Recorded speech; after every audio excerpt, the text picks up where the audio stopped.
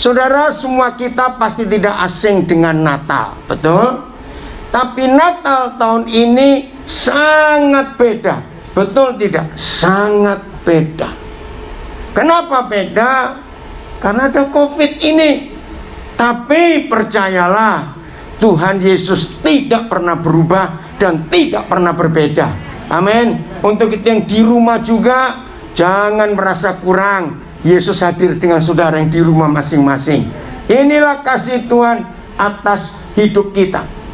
Natal tahun ini kita harus peringati dengan penuh keperhatian, penuh dengan kewaspadaan, penuh dengan berjaga-jaga. Oke? Untuk tahun depan kita pun belum tahu bagaimana situasinya.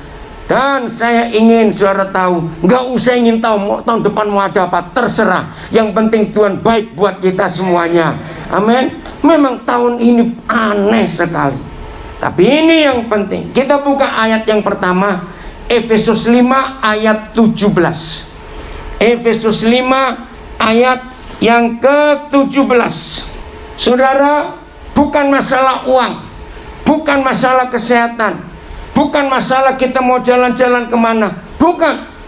Yang berusaha jangan sibuk dengan nambah modal, keadaannya tidak pasti.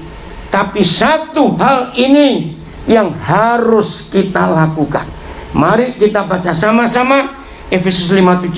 1, 2, 3. Sebab itu, ganti aku ya, bukan kamu. Ulang. Sebab itu janganlah aku bodoh, tetapi usahakanlah supaya aku mengerti kehendak Tuhan.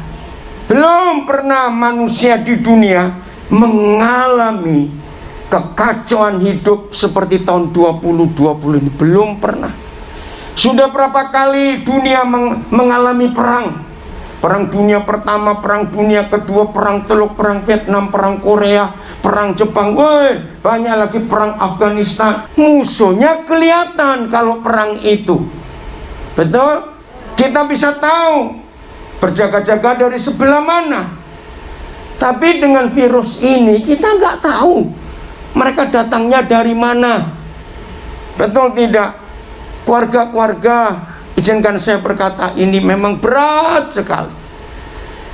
Yang anggota keluarga yang terkasih harus meninggal karena COVID ini, percayalah, penghiburan Tuhan tetap ada untuk semua saudara yang ditinggal oleh yang dikasih. Dalam situasi seperti ini, perhatikan 3 hal ini. Dengan adanya COVID-19, manusia baru sadar uang nggak bisa ngapa-ngapain. Betul atau tidak? Tolong jawab iya atau tidak. Uang tidak bisa buat apa-apa. Maka itu ketika seorang yang paling kaya di Spanyol meninggal karena COVID, salah seorang anak perempuannya menulis, dan tulisan itu menggemparkan dunia. Orang paling kaya, dia nulis begini, apa sih yang gak bisa dibeli oleh papaku, tapi untuk dapat yang gratis saja dia tidak bisa. Apa itu? Oksigen, nafas. Woi, waktu saya baca tulisan itu, maka di sini kita melihat yang masih mengagung-agungkan uang, yang masih menuhankan uang. Hari ini kita sadar uang tidak bisa buat apa-apa dengan COVID ini. Betul? Yang kedua, intelektual, kepandaian nggak bisa buat apa-apa. Fakta, ketika COVID ini mulai muncul, para ahli farmasi, para ahli virologi, ya, ahli-ahli, orang-orang pintar di dunia berjuang menciptakan vaksin. Dunia baru punya pengharapan karena vaksin-vaksin ini sejak awal Desember sudah mulai mau dipasarkan. Coba bayangkan, tiba-tiba minggu yang lalu muncul perkembangan virus ini di Inggris. Dunia ketakutan. Coba bayangkan, kira-kira laku nggak vaksin yang sudah diproduksi sekian triliun rupiah biayanya. Ngerti tidak saudara? Virus ini lebih pintar ternyata. Saya percaya dunia harus mengakui vaksin yang harus diganti lagi, karena muncul yang baru. Nomor 3, kekuasaan manusia. Ngerti maksud saya? Orang-orang yang punya kuasa, mau jenderal, mau presiden, mau raja, mau apa, takluk kepada virus ini. Maka itu menghadapi tahun 2021 tidak ada cara yang lain selain kita berusaha mengerti apa yang Tuhan mau atas hidup kita masing-masing. Ketika dunia tidak bisa memberi jaminan dan memberi kepastian, saudara, kenapa Ibu Gembala memilih tema yang luar biasa? Coba sebutkan tema 1. Ayo, ada 3 kata yang kita mau belajar. Taatan, 2, kesetiaan, 3, konsisten. Mengapa? Ini tema yang luar biasa. Maaf, saya tidak nakut-nakuti. Sebagaimanapun kita berusaha dengan masker, dengan cuci tangan, dengan makanan yang sehat, dengan ini, dengan itu, maaf ya, jangan takut ya, saya ngomong ini jangan takut. Apa itu jaminan kita nggak akan kena? Karena barang ini mata nggak lihat. Tapi tetap kita harus berjaga-jaga, ikuti peraturan. Maka itu, untuk bisa taat, untuk bisa setia, untuk bisa konsisten, kuncinya berusaha mengerti kehendak Bapa. Natal adalah bukti ada 2 orang yang sudah bertunangan, dan zaman itu tunangan pun sudah disebut suami istri, walaupun tidak boleh tinggal bersama. Ya, ini tradisi Yahudi, Yusuf dan Maria. Mereka 2 betul-betul berusaha untuk mengerti apa kehendak Tuhan buat mereka. Masih ingat zaman itu ada orang berzina, apalagi hamil sebelum menikah, tahu hukumnya apa? Mati. Ini luar biasa. Maka itu ketaatan Yusuf dan Maria itu modal terutama untuk menghadapi kita tahun 2021 yang gak tahu ini mau jadi apa. Belum pernah dalam dunia manusia seperti sekarang. Sebelum ada COVID, orang-orang jauh-jauh, bulan-bulan yang masih jauh, sudah merencanakan mau liburan kemana, sudah pesan hotel, sudah pesan pesawat, ya, sudah pesan nanti cruise apa, macam-macam. Sekarang berani yang punya duit merencanakan liburan buat tahun 2021? Mengerikan. Betul-betul. Maka itu dalam situasi seperti ini, papanya minta 1, nurut. Katakan amin. Taat atas semua perintah yang Tuhan katakan. Saudara, apa keuntungan kita taat? Keuntungannya luar biasa.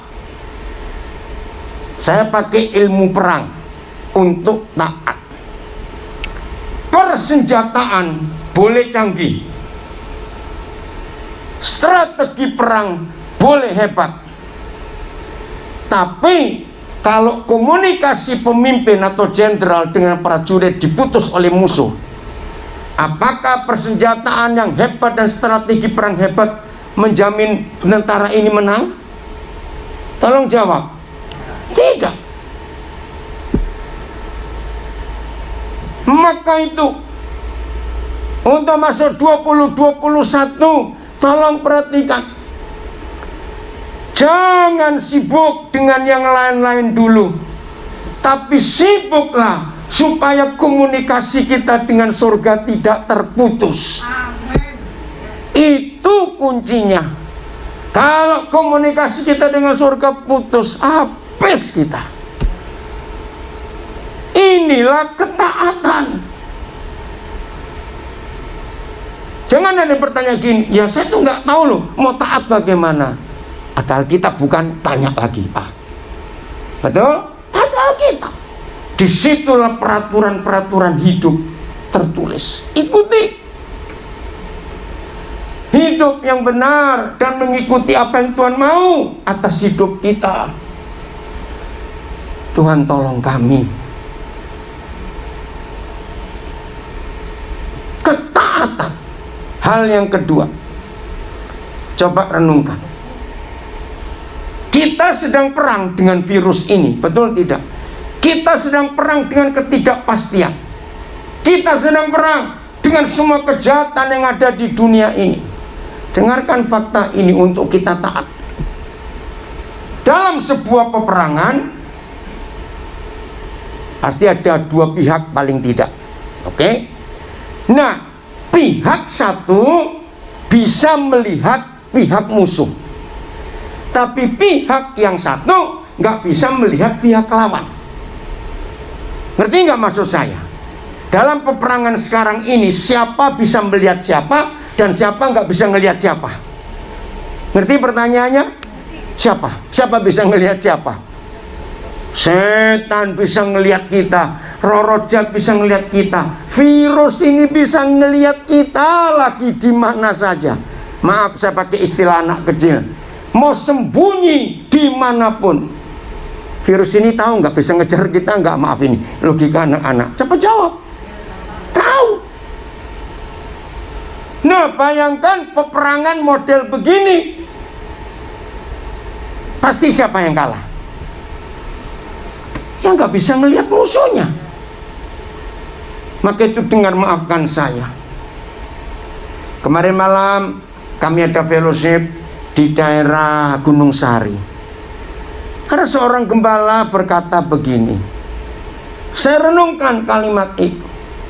Mana nabi-nabi yang sering bernubuat, baik yang di Indonesia maupun luar negeri? Kok nggak ada nubuat lagi dalam situasi seperti ini? Saya baru mikir, betul juga kata hamba Tuhan ini. Betul? Mana itu tukang-tukang nubuat itu? Maaf. Kenapa jadi tuli semua? Memang ini mengerikan sekali. Mana itu pendoa-pendoa hebat yang bisa ngusir setan dan segalanya? Saya tidak meremehkan, ya jangan tersinggung. Tapi inilah fakta, bahwa kalau tanpa ketaatan, nggak mungkin dengan doa puasa, doa kenabian, doa syafaat. Orang suka nengking-nengking yang kencrotan minyak, kencrotan nenggu perjuman, pret semua. Lo betul tidak? Mana? Virus ini masih ada. Jadi menang terhadap peperangan ini bukan kuat doa sekian jam sehari, bukan kuat nyembah sekian jam, genjreng-genjreng pakai gitar, angkat tangan. Maaf, betul? Bisa menolong? Nah, saya tanya, bisa menolong? Nggak bisa. Aneh sekali. Lihat itu orang-orang Kristen yang sok rohani, katanya pintar ngusir setan. Sekarang kemana itu orang? Maaf saudara, saya tidak mengecilkan, tapi virus ini dipakai oleh Tuhan untuk memurnikan pelayanan kita sebagai gereja Tuhan. Betul? Saya pernah ngomong begini. Untung di sini tidak ada. Ada gereja-gereja kaya yang kalau ibadah pakai itu loh, kamera yang bisa jalan-jalan tuh apa namanya? Keren, bukan drone. Bukan dalam gereja pakai drone. Keren, tahu ya? Yang bisa muter-muter itu. Saya baru sadar setelah adanya COVID-19 ini. Ternyata, jangan tersinggung ya, jangan tersinggung. Kalau tersinggung ya itu orangnya gitu aja, sudahlah, kok repot. Ternyata Orang-orang Kristen yang beribadah di gedung-gedung gereja yang wah, yang ada kamera yang bisa jalan-jalan atau keren itu, ternyata bisa pura-pura loh saudara. Ngerti nggak maksud saya? Karena mereka sadar, disorot loh, disorot, hati-hati loh. Nah, dengan COVID-19 ini, mau pura-pura dengan siapa? Kita ibadah di depan handphone. Ngerti nggak maksudnya? Mau pura-pura dengan siapa? Bahkan hamba-hamba Tuhan pun yang biasa hanya bisa khotbah kalau di depan kamera, hanya bisa khotbah di depan orang banyak. Sekarang khotbah di depan laptop, di depan handphone. Ayo, bisa serius tidak? Pokoknya saudara, banyak perubahan dan pemurnian di dalam gereja Tuhan dengan adanya COVID-19 ini. Betul atau salah kalimat ini? Sebelum ada COVID ini saudara, pemusik, pemuji Tuhan, WL, singer, ya, pemain tamborin semuanya, kalau Jumat sore sudah panik. Saya pikir panik apa? Panik pakai baju apa hari Minggu nanti. Sekarang orang ibadah pakai singlet juga nggak apa-apa, dasteran juga nggak apa-apa. Betul? Sambil tiduran pun tidak ada yang melarang. Disinilah kemurnian ibadah itu dibuktikan. Apakah kita masih serius? Seserius waktu kita bisa kumpul rame-rame seperti dulu. Ini terbukti. Bahkan hamba-hamba Tuhan yang hidupnya melayani untuk hidup makin kacau karena tidak ada undangan lagi. Maaf. Maka itu tema ini luar biasa, ketaatan. Karena kita tidak tahu musuh nyerangnya dari mana. Mereka bisa lihat kita, kita nggak bisa lihat mereka. Maka itu ketika Maria berkata kepada malaikat itu di Lukas 1:38, setelah Gabriel menjelaskan semuanya, begini kata Maria. Coba buka Lukas 1:38. Firman itu luar biasa. Dan inilah ketaatan yang keluarga gembala kita inginkan, untuk kita taat. Yang di Surabaya, yang di Singapura, yang di Jakarta, yang di rumah mengikuti ketaatan itu mutlak. Kata Maria, sesungguhnya aku ini adalah hamba Tuhan. Izinkan saya berkata, sebelum adanya COVID-19 ini, nggak bisa ketahuan loh hamba Tuhan yang benar-benar hamba Tuhan atau hamba Tuhan yang hamba-hambaan. Ngerti nggak kalimat ini? Tapi dengan adanya COVID-19 terbukti.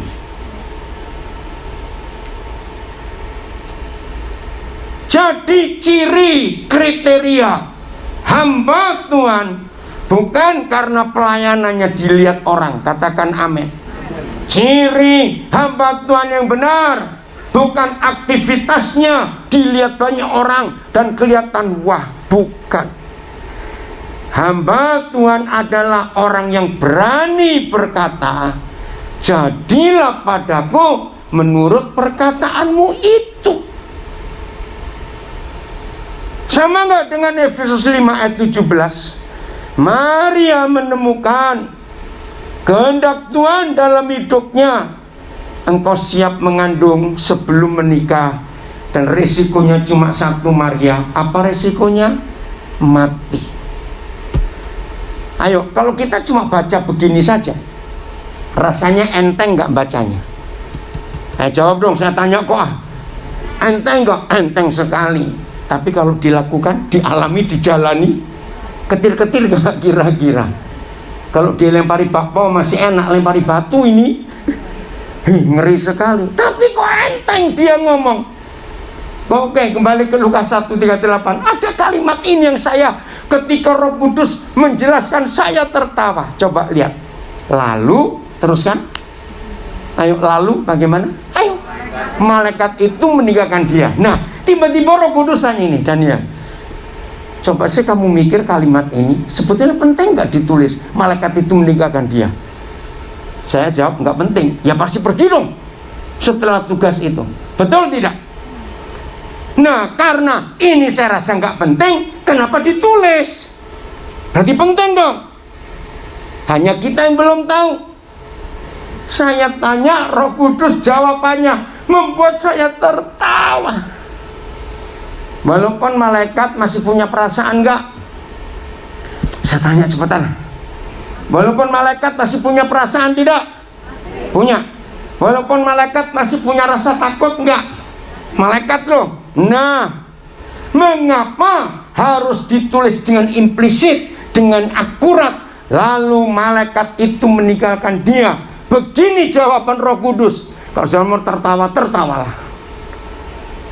Malaikat ini juga mikir.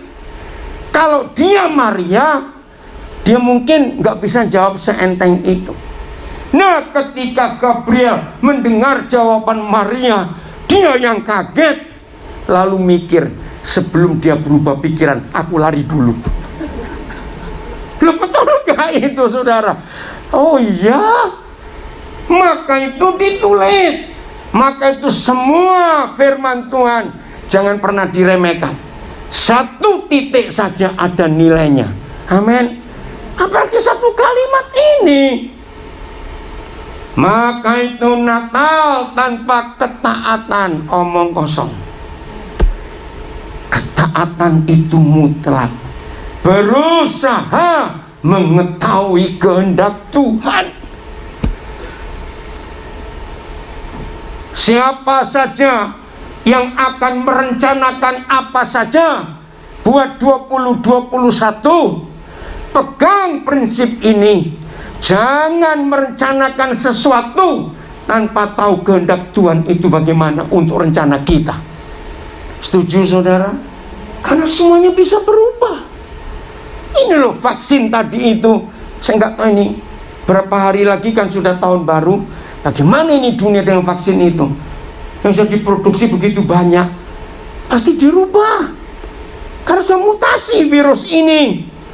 Maka itu yang aman hanya satu tempat, dalam hadirat Tuhan, sembunyi di dalam diri Tuhan kita. Yang kedua, kesetiaan. Wah, luar biasa. Ayo, siapa bisa menolong saya memberi definisi setia itu apa sih? Ayo, setia itu apa definisinya? Cepetan. Mumpung Natal dapat hadiah nanti, tapi beli sendiri. Ayo, apa itu definisi setia? Tekun. Apalagi yang gampang? Apa? Komitmen. Apalagi? Tekun, komitmen. Ayo, yang di rumah boleh nulis itu. Ada anak saya yang jaga Zoom-nya, IG, Facebook-nya. Ya, yang di belakang juga ya apa? Tekun, komitmen. Ayo, setia itu apa? Pantang menyerah. Apalagi? Satu lagi. Ayo. Manut. Sama taat tadi kok, manut. Ada yang nulis di situ, Dan? Apa? Kudus. Bukan, kalau setia bukan. Oke, tahan godaan. Yang lain, ada lagi? Yang di IG, yang di Facebook? Nggak ada ya? Begini jawabannya. Setia itu selalu menyertai. Kok nggak ada yang ngamen sih? Telat. Apa itu setia? Selalu menyertai. Nah, kalau Tuhan setia, berarti Dia selalu menyertai kita. Amin. Ini jaminannya. Tapi yang diminta setia kan kita. Balik saja.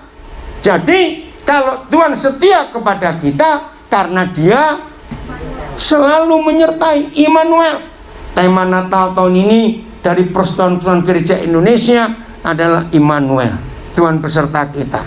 Nah, kalau kita diminta setia kepada Tuhan, artinya kita, loh kok susah bener, tinggal dibalik saja loh. Manut, artinya kita harus selalu bersama-sama dengan Tuhan. Percaya tidak? Inilah jaminan yang paling aman.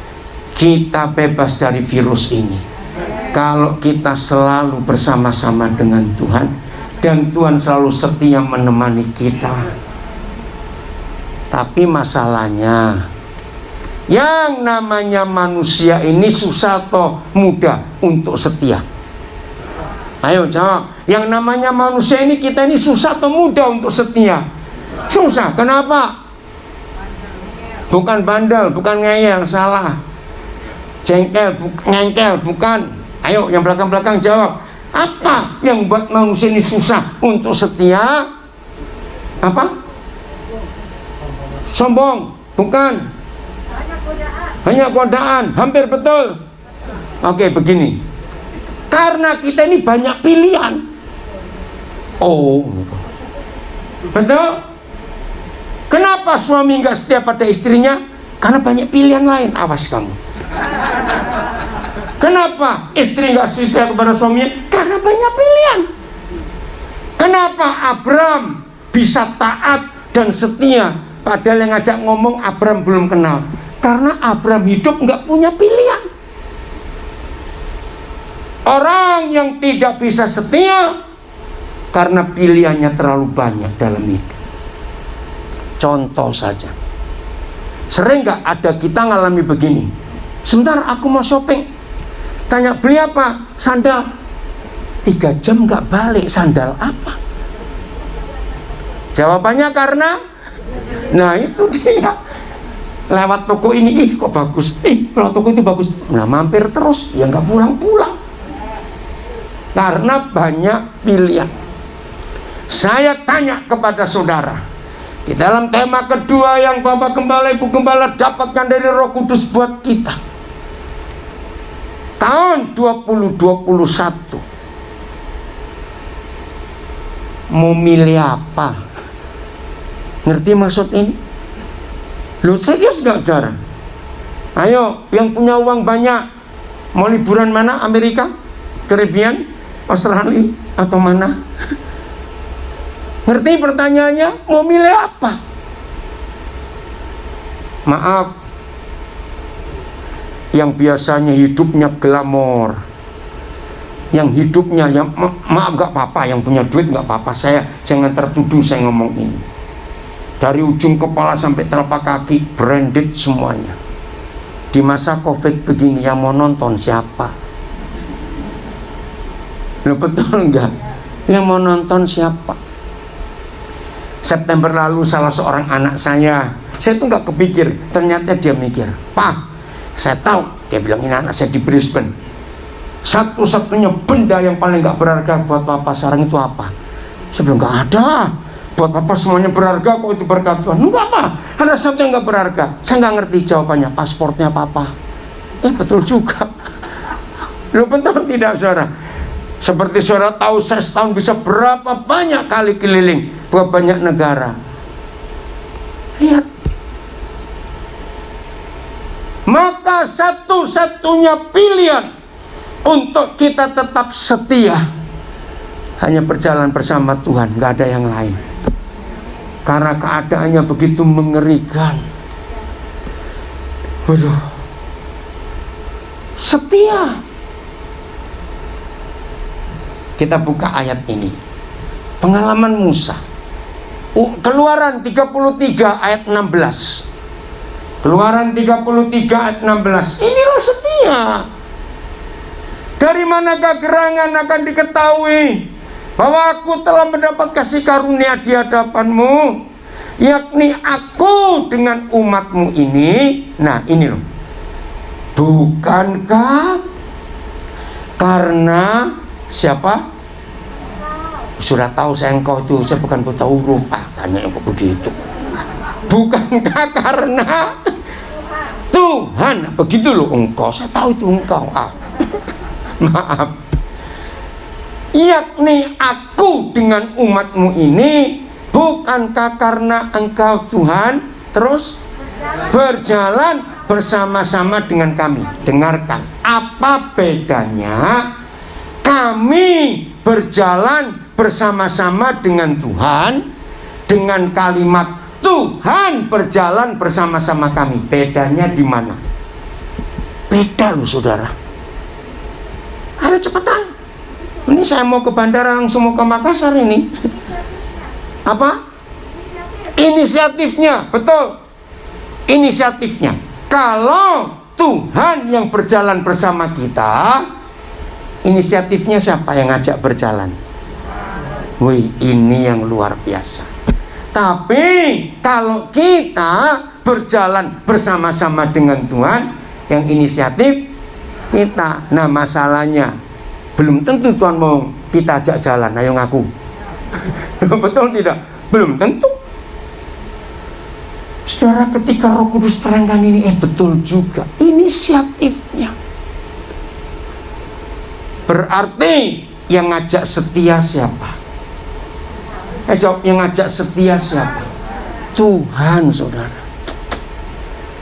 Percaya tidak 2021, kalau ini terjadi dengan kita, hidup itu pasti aman, saudara.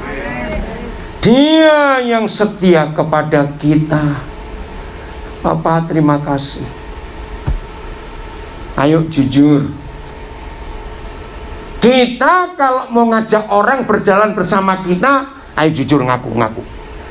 Milih-milih enggak? Wih, gawat itu.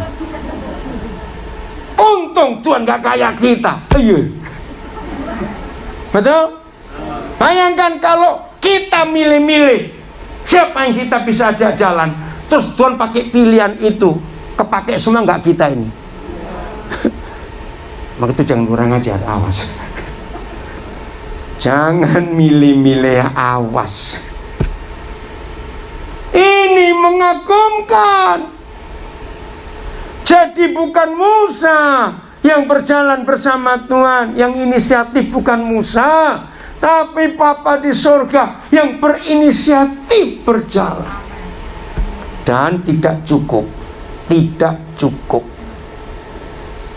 Enggak disebut. Dari manakah gerangan akan diketahui bahwa aku, nah jelas Musa, aku telah mendapat kasih karunia di hadapanmu. Ternyata akunya berubah, yakni, baca, yakni apa yuk? Musa, aku dengan umatmu ini. Oh, inilah kerinduan Tuhan. Dengarkan, di masa COVID-19 ini banyak orang susah enggak, saudara? Sangat banyak. Belum pernah dalam sejarah manusia, selain pandemi COVID-19 ini, orang kaya juga stres, betul tidak? Apalagi yang miskin. Disinilah saudara dan saya yang sadar, tetap diberkati, tetap bisa makan enak, tetap diberi kesehatan. Cari aku dengan siapa yang kita akan bawa sama-sama ke hadapan Tuhan. Saya ulangi, aku dengan siapa? Aku dengan umatmu. Umat yang mana? Wih, ini luar biasa. Sejak bulan April, saudara, ketika COVID ini mulai, saya anjurkan anak-anak saya, dan saya juga melakukan. Nah, saya ada di Nabire. Apa yang kami buat, anak-anak saya melakukan. Oh, puji Tuhan. Berkati GrabFood, GoSend, Gojek semuanya. Bagaimana cara berkati? Saya pesankan kepada anak-anak saya yang saya tahu mereka dapat berkat. Entah sebulan sekali, sebulan 2 kali, terserah, atau seminggu sekali. Pesanlah makanan lewat mereka. Nah, begitu dapat, sudah pasti tanya, diantar kemana? Katakan, bawa pulang aja untuk keluarga. Saudara, selama pandemik ini di bulan April, saya mengajari anak-anak saya untuk jadi berkat seperti itu. Berbagi, ayo berbagi. Nah, nggak ada yang ngamen, pelit semua, kita aja sudah. Serius, berbagi. Akhir tahun yang lalu, saya diajak makan oleh satu keluarga di rumah kuliner di Metropol, Gedung Megaria dulu, tahu ya, depan Tugu Proklamasi. Nah pas makan kok tempatnya enak, harganya nggak terlalu mahal. Nah salah satu pelayan namanya Musli, orang Cianjur, Muslim. Roh Kudus gerakkan saya untuk ngomong sesuatu. Saya minta nomor teleponnya, saya kontak. Aduh dia kaget saudara, kok saya bisa tahu masa lalunya. Saya itu kontak, dia manggil saya papa. Menjelang lebaran pertengahan Mei lagi puasa, dia kontak, Pak, aduh warungnya sepi Pak. Iya nak, saya bilang COVID begini, biasanya Pak kalau puasa, buka puasa ini penuh, ini sepi. Terus saya tanya, kira-kira apa yang Papa bisa bantu? Terus dia ngirimi saya menu. Saya tertawa, Papa ini di Papua, ini menu mau diapakan? Betul tidak saya tanya begitu? Tapi saya sudah melakukan sejak April. Oke, saya berdoa, Tuhan tunjukkan saya berapa keluarga di Jakarta yang sekarang sedang perlu. Saya kirimkan menu itu pakai WhatsApp. Mereka kaget, Pak kamu pesan aja. Aduh enggak, kami enggak. Sudahlah, kalau kamu enggak untuk anak-anakmu. Saudara, mereka pesan. Saya langsung suruh kirim WA ke Musli, layani Musli, dan saya bilang setiap pesanan mereka lebihkan 2 porsi bungkus. Untuk siapa Pak? Untuk Gojeknya atau Gosennya. Saudara, dia kaget saya buat itu. Sekian banyak saya bayar. 1 jam kemudian saya dapat telepon. Aduh, saya pikir siapa? Ternyata manajernya rumah kuliner. Dia bilang, Pak Pendeta ya? Iya. Oh ini bapaknya Muslim. Oh iya Pak, terima kasih. Dapur kami jadi rame gara-gara Bapak pesan itu. Bayangkan. Nah selama COVID ini, berapa kali kalau Roh Kudus gerakkan, saya bilang Musli, kirim menu ini ke nomor ini, suruh mereka. Maaf, saya cuma cerita. Kami, yakni aku dengan umatmu ini. Maka itu yang diberkati Tuhan, jangan egois, katakan amin. Ayo kita berbagi. Cerita yang paling baru kemarin siang, jam 3:15 saya harus ketemu orang yang 32 tahun lalu ya. 32 tahun lalu dia ketemu saya waktu masih SMA. Nah saya sudah lupa.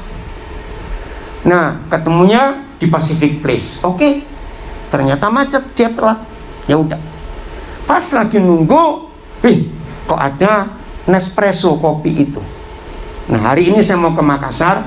Saya ingat anak saya di Makassar itu punya mesinnya Nespresso, tapi di Makassar nggak dijual kapsulnya. Nah langsung saya telepon, kebetulan papa ini di depan Nespresso, kamu perlu nggak? Besok papa, oh iya lagi perlu. Milih sekian. Dilayani oleh seorang namanya Fama. Roh Kudus bilang sesuatu, kamu lanjutkan kuliah orang ini. Oh iya. Ya udah, dia ngelayani. Pas saya mau bayar, saya bilang, Fama, boleh nggak Bapak minta nomor teleponmu? Ada Bapak. Nanti kalau kamu selesai kerja, Bapak akan kontak. Saya ceritakan apa. Wih, dia kaget. Dia ditinggal ayahnya ketika dia masih kecil. Dia putus kuliah semester 4 perhotelan di Sahid. Tadi pagi waktu saya mau kesini, baru dia jawab lagi. Saya bilang, Fama lanjutkan kuliahmu tahun depan, Papa akan bayari kamu. Dia nggak percaya. Pak, saya nggak bisa balas. Papa akhirnya manggil saya Papa. Papa nggak minta kamu balas, lanjut kuliahmu. Serius. Wih, dia seperti nggak percaya betul.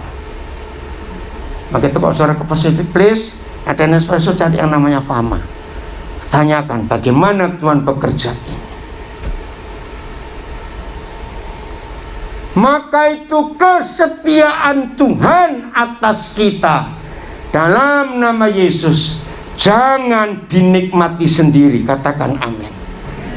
Cari dan ajak berapa orang di sekitar kita untuk bisa menikmati kesetiaan Tuhan ini. Jangan egois. Setuju saya katakan ini, ayo kita berbagi di masa susah seperti ini. Ada berapa teman saya hampir tiap hari di pagar besi rumahnya, baik di Kelapa Gading, di Pluit, di beberapa tempat, ada di Semarang, di Bandung. Saya berbagi ini. Kalau Tuhan gerakkan kamu, coba gantungkan satu kantong plastik, entah isi sayur untuk sop, ada ya, atau untuk apa, dan beri tulisan yang perlu silakan ambil di depan pagar, digantung. Itu jadi berkat yang luar biasa untuk orang-orang susah. Ini kok jadi malam kudus sunyi senyap ini karena apa ya? Ini pura-pura dengar, nggak mau dengar, atau kaget, atau apa? Oke, terserah saudara sudah. Maaf. Jadi kesimpulannya, mengajak orang untuk menikmati kesetiaan Tuhan itu susah atau mudah? Tergantung. Yang pelit susah, gitu aja sudah. Jangan pura-pura, mudah ketahuan. Saudara, inilah waktunya kesetiaan Tuhan kita bagikan kepada banyak orang yang ada di sekitar kita. Amin. Yusuf itu setia. Kita buka Matius 1 ayat 18. Ayo cepat. Oh, baterainya habis. Oke, kita tunggu dulu supaya yang nonton jangan keputus. Udah. Matius 1:18. Keren sekali. Kelahiran Yesus Kristus adalah seperti berikut. Nah, ini uraian. Ada apa? Saya ulangi.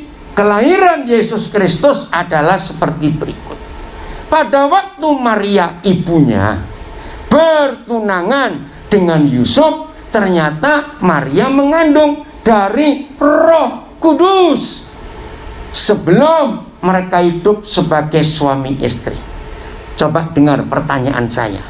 Serohani-rohaninya Yusuf, cowok ya cowok, dengar, meluk tidak, cium tidak, dekat juga tidak, atau pacarnya hamil? Ayo mikir. Ngerti nggak pertanyaan saya? Segoblok-gobloknya cowok goblok mikir juga enggak?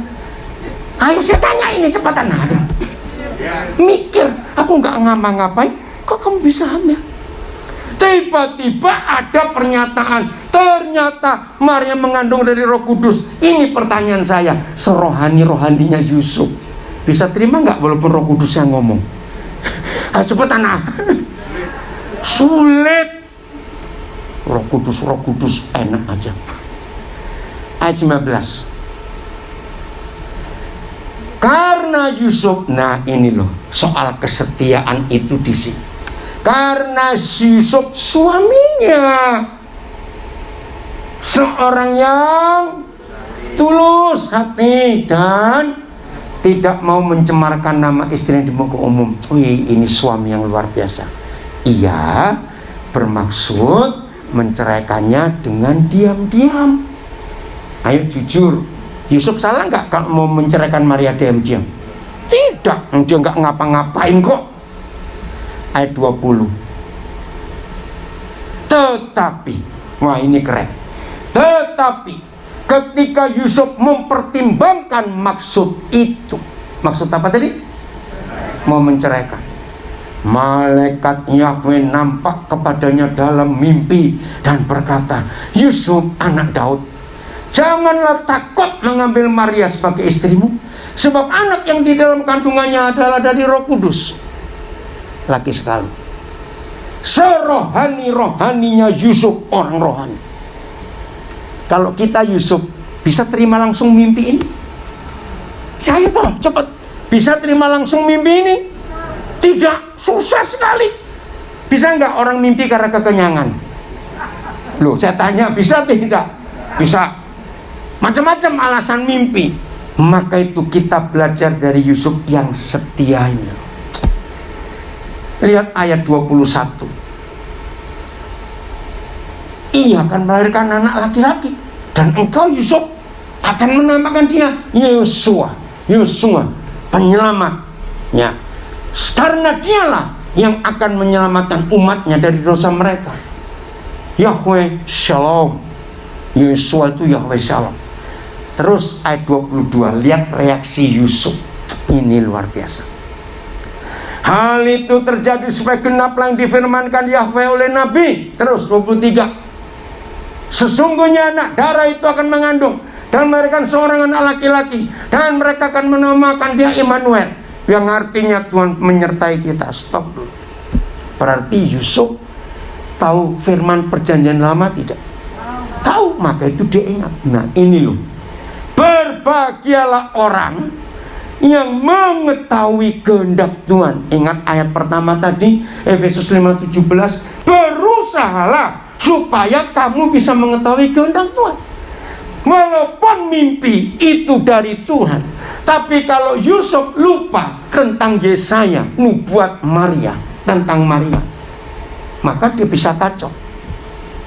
Maka itu saudara, makin dalam kita tenggelam, dikuasai oleh firman Tuhan. Tolong catat kalimat ini, makin dalam kita tenggelam, dikuasai firman Tuhan, makin mudah Tuhan berbicara kepada kita. Karena Tuhan gak akan berbicara di luar Alkitab. Tolong catat. Maka itu hati-hati yang nubuat dikit-dikit penglihatan, dikit-dikit apa, hati-hati. Harus semuanya yang tercatat dan yang sejalan dengan kitab suci. Karena Yusuf tahu. Lanjut, saudara, ayat 24 Matius 1. Sesudah bangun dari tidurnya, ini yang saya kagum sekali. Maka itu suami-suami, istri-istri, mari kita belajar seperti dua sepasang saudara kita ini. Berarti kalau sesudah bangun dari tidurnya, setelah Yusuf terima mimpi, ini dia. Ayo baca sama-sama.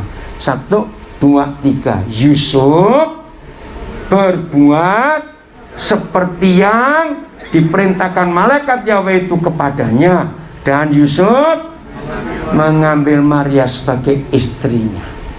Lagi sekali, jujur pria-pria, buat kita semudah ini enggak untuk setia? Maaf, saya tanya umum, ayo ngaku, buat kita laki-laki normal ini semudah ini enggak kita setia? Sulit. Maka itu tanpa kesetiaan Yusuf, tidak ada Natal di dunia ini. Betul tidak? Tidak ada Natal di dunia. Wih, terima kasih Papa untuk pelajaran dari mereka berdua. Ini sangat luar biasa. Maka itu suami istri, mari kita cek terus. Saya mengajar kepada banyak orang.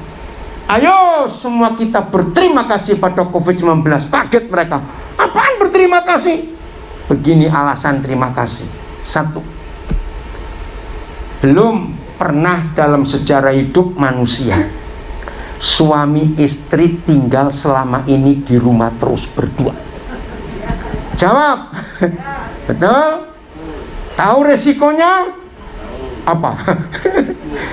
Bu, jangan ribut dulu Pak. Kok ributnya? Nggak mau saya. Risikonya adalah makin kenal. Betul nggak? Tiap hari ketemu, apalagi rumahnya kecil. Betul tidak? Harusnya kita berterima kasih pada COVID-19. Karena belum pernah selama saya menikah juga selama ini dengan istri di rumah, sampai nggak bisa kemana-mana. Belum pernah dalam sejarah manusia dipenjara di rumahnya sendiri. Betul tidak? Kita di penjara. Maka itu seharusnya dengan COVID ini suami istri makin bahagia, makin harmonis. Jangan izinkan setan merusak kesetiaan kita. Amin. Yang kedua, bersyukurlah kepada COVID. Sebab orang kreatif makin banyak selama COVID. Betul tidak? Banyak kesaksian teman-teman saya suami-suami yang goreng telur aja gosong. Tapi sejak COVID ada suami-suami jadi pinter masak, betul tidak? Wah, istri-istri yang dulu kalau ke dapur tangannya langsung begini dua, sekarang wah rajinnya di dapur, masak ini buat itu, betul tidak? Jadi setuju berterima kasih pada COVID. Yang ketiga, berterima kasih pada COVID karena gereja dimurnikan. Gereja dimurnikan. Yang gereja-gerejaan pasti setengah mati, saudara. Maintenance harus jalan terus. Yang sudah terlanjur punya gedung besar itu mau diapakan? Maaf saya berkata. Dengan COVID kita berterima kasih. Hubungan antar tetangga jadi dekat. Betul, karena ya hari-hari di rumah. Saling berbagi, saling tukar makanan. Oh, banyak lagi positifnya. Kita nggak usah bicara negatifnya. Maka itu kesetiaan itu penting. Suami istri izinkan Tuhan mengoreksi hidup pernikahan kita. Yang terakhir, konsisten. Tekun pada apa yang Tuhan tetapkan atas kita. Konsisten itu artinya melakukan apa-apa terus menerus, tidak ada kurangnya, bahkan makin meningkat. Itu konsisten. Kita mulai antara kita dengan Tuhan dan kita dengan Tuhan dengan kita. Jujur, siapa lebih konsisten, siapa lebih tekun, siapa lebih tetap? Jelas Tuhan, jelas. Maka itu dalam hidup ini, saudara, belajarlah untuk setia kepada Dia. Surat Timotius mencatat bagaimana Tuhan itu konsisten kepada janjinya untuk menepati apa yang Dia sudah katakan. Maka itu dalam hidup ini tidak perlu kita meragukan Tuhan, karena Dia konsisten pada janjinya. Amin. Nggak usah ragu-ragu. Jangan berdoa supaya Tuhan segera mengakhiri COVID ini. Kita nggak tahu. Tapi percayalah, apa yang Tuhan katakan, yang Dia tulis, yang Dia janjikan, itu pasti akan terjadi. Maka itu di tahun 2021, walaupun kita tidak tahu akan terjadi apa dalam hidup ini, yang penting kita konsisten, tetap melakukan apa yang jadi kehendak Tuhan dalam hidup kita, tetap berjalan di dalam ketetapan-ketetapan Tuhan di hidup kita. Amin. Tetap melakukan apa saja yang Dia perintahkan kepada kita. Lihat, mulai hari ini, kalau ini keputusan kita, tidak bergeser ke kiri atau ke kanan, tetap konsisten. Wah, saudara, janji Tuhan luar biasa. Yosua pasal 1, ini ayat yang terakhir, mulai ayat 7.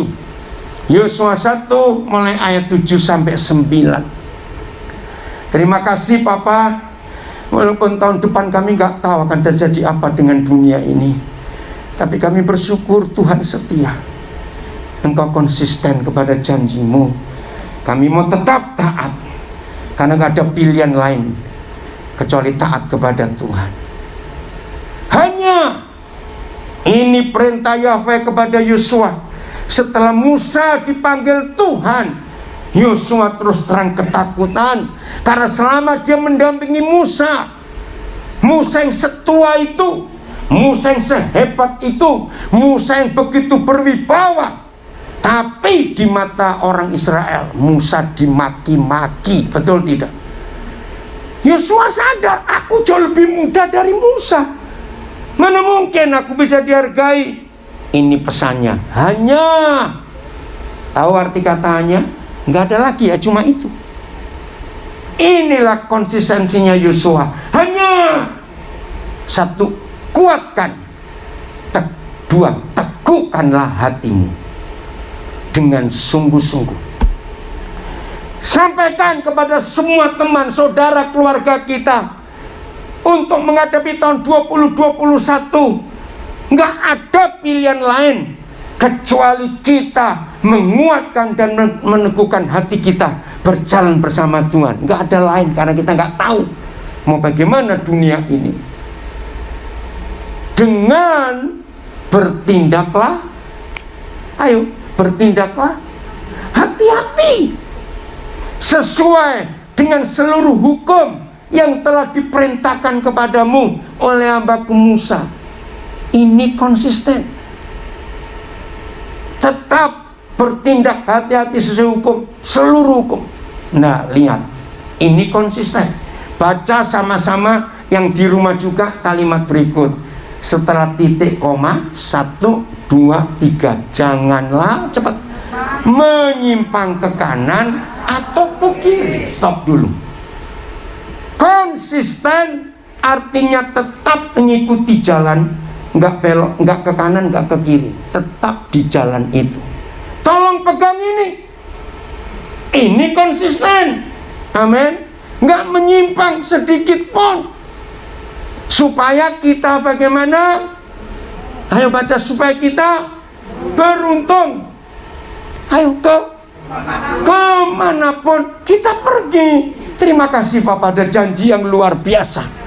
Walaupun kita nggak tahu tahun depan mau bagaimana, tapi ini janji Bapak kita. Asal kita konsisten, tidak menyimpang ke kanan atau ke kiri, tetap di jalan Tuhan. Itu jaminannya.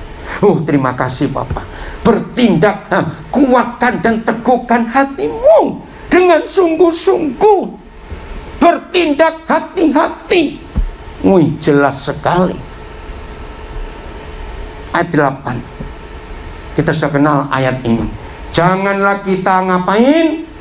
Lupa memperkatakan kitab Taurat ini. Stop dulu, jangan tersinggung. Saya tanya, selama pandemi COVID-19, jujur ya, awas salah jawab, kita lebih takut Tuhan atau lebih takut Corona? Ayo ngaku. Loh, maaf saya tanya kok. Ayo, kita lebih takut untuk takut Corona? Cepetan. Dia bertobat, kok Corona ditakutin?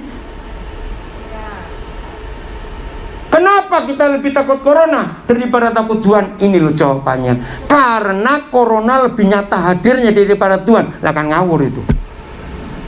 Betul? Seharusnya kita lebih takut Tuhan, karena dia bisa membunuh jiwa dan membunuh roh. Itu kata kitab Yohanes. Jadi mulai hari ini berubah. Harusnya lebih takut siapa? Awas ya. Ayo.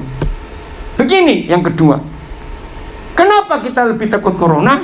Karena kita mengakui Corona lebih hadir daripada Tuhan. Loh, betul tidak? Maka itu kita takut dia.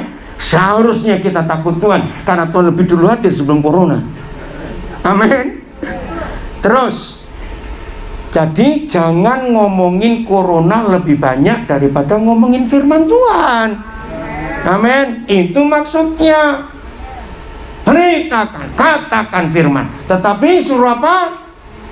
Renungkanlah itu siang dan malam, supaya kita kembali bertindak hati-hati sesuai dengan segala yang tertulis di dalamnya. Konsisten, nggak ngawur, nggak nyimpang kiri kanan. Bertindak hati-hati sesuai dengan segala yang tertulis di dalamnya. Sebab dengan bukan, kok demikian, saya tahu itu demikian. Sebab saudara-saudara, dengan sering memperkatakan kitab Taurat dan merenungkan siang dan malam, maka kita dengan demikian perjalanan kita akan berhasil dan kita akan menuntung. Sama kalimat terakhir ayat 8 dengan kalimat terakhir ayat 7 sama, kalau kita konsisten. Ayat 9, ayo kita mikirkan ini. Bukankah telah kuperintahkan kepadamu, kuatkan dan teguhkan hati ini? Kenapa harus diulangi lagi? Secara fakta Yosua ketakutan. Musa yang setua itu, berwibawa itu aja dikurang ajari oleh orang Israel, apalagi aku yang masih muda begini. Maka itu Papa berkata, Bukankah telah kuperintahkan kepadamu, kuatkan, teguhkanlah hatimu. Begitulah Tuhan berbicara kepada semua kita hari ini menghadapi tahun 2021 yang belum pasti. Kuatkan dan teguhkan hati kita semuanya. Amin. Janganlah kecut, janganlah tawar hati. Nah, ini kesetiaan dan konsistennya Tuhan terhadap kita. Baca yang kuat kalimat terakhir. 1, 2, 3. Sebab ya Yahweh Tuhanmu menyertai kita kemanapun aku pergi. Tepuk tangan buat Tuhan Yesus. Inilah jaminan yang luar biasa, saudara. Sampaikan ini kepada sebanyak-banyaknya orang, supaya dunia melihat Yesus lewat kita. Ajari, bagikan semua pada semua saudara kita. Selamat tahun baru. Tuhan Yesus memberkati kita semuanya.